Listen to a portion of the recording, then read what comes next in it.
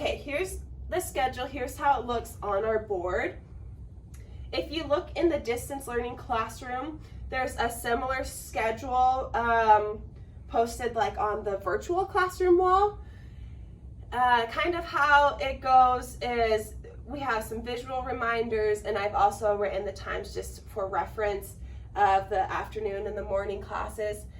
We definitely don't stick to these times to the minute, just because with having to wash hands and having to make sure we get drinks of water, cleaning up and rotations, it's hard to plan exactly the time frame, but just so that we have a general idea. Each morning we do a calendar time. So with calendar time, we just go over what month it is, we go over what day it is, and then count to whatever day is. So it's like today is September 24th, and so we would count all the way to 24 with our class.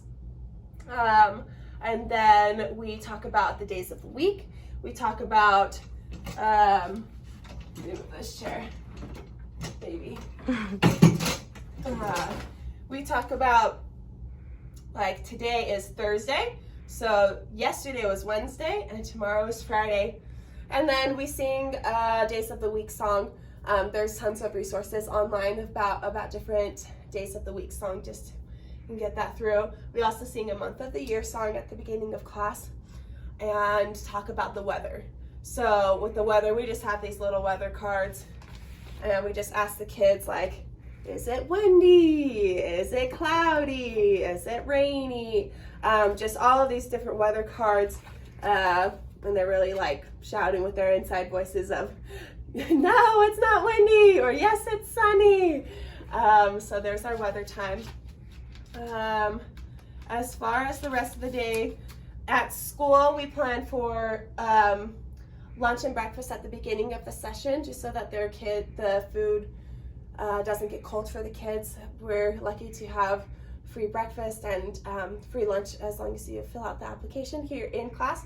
If you're doing distance learning, then feel free to make this a snack time, and snack time could be before or after your recess time, or just to break things up wherever you'd like to do it. But when we're in class, we do it at the beginning of the day, just because that's how the meal times kind of work. There are two different things that we do in class. We have a whole group. So whole group is when we're on the rug. That's going to be the different songs we sing. That's going to be reading a book, going through different skills like letters and shapes. We actually in class use some of the games on our smart board called the boom cards that are in that distance learning classroom. So we have all the kids take turns using those skills and those resources, sometimes during whole group. So all the kids come to the rug during whole group, and then we have rotations. Throughout the day, the kids do 4 different rotations. The teaching table is with me, and that's with a smaller group. They stay with their smaller group throughout the day, so they're assigned a different color, and the different colors will tell them where they need to go. So at the teaching table, and the work table as well, we just work on the same sort of skills, but in a smaller group setting. So this is where we do a lot of the fine motor skills, like we practice cutting, we practice drawing. This is where we practice and introduce new concepts like circles versus ovals, different shapes, different body parts, and then those will correspond. They go back and forth with the smaller groups and the whole groups. That way they just have lots of exposure to it. The 2 centers that we have in our classroom right now is we have blocks and we have the kitchen. So when they're there, they just are with their friends.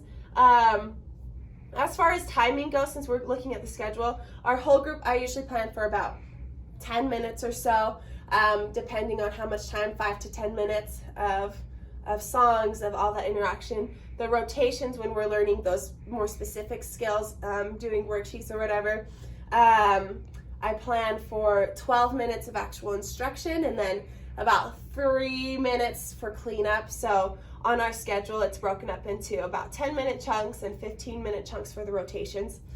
So yeah, the kids just get to take 15 minutes, about 12 minutes to play with blocks, play with their friends, learning those social emotional skills, learning how to share, and just playing, just using their imagination, just taking a little break. Being able to play is very important. And then, once they're done at the block station, they rotate over to the work table, which is our assistant, Miss Sora. And same sort of thing, Miss Sora works on counting and colors and all of these skills that we are getting them ready for pre-reading, pre-writing, stuff that they're going to be exposed to in kindergarten. Just kind of interacting with them at those smaller tables. And then we also have a kitchen here in the classroom. So again, just using their imagination, just cooking with the food, just setting the table for their friends, just kind of laughing and enjoying and playing. So with this schedule, definitely it's broken into just smaller chunks. It wouldn't really be that realistic to try to have your student sit down and complete like 3 hours of work, because as we have a 3-hour session when we're in person, we don't just like sit down and do 3 hours. So we just work for about 12 minutes, play for 12 minutes, work for 12 minutes. And then for recess, we actually are lucky we have a 20-minute recess, just so that the kids can run and play. Just being outside has so many benefits. So if you have a chance to safely be outside, just taking a walk around your neighborhood, or if you have a backyard, or some other place that you would feel comfortable taking your student for 20 minutes, just being able to get that physical exercise is very important. And then past recess, we just do rotations, whole group rotations, and then closing just kind of as a wrap up, passing out papers, going over the day, and then getting the kids lined up so they can go home. So I hope that's a little helpful if you're a distance parent kind of wondering what we do in class, or if you're an in-person parent also wondering what we do in class. Just kind of an explanation and a resource if you would like to use it with your family.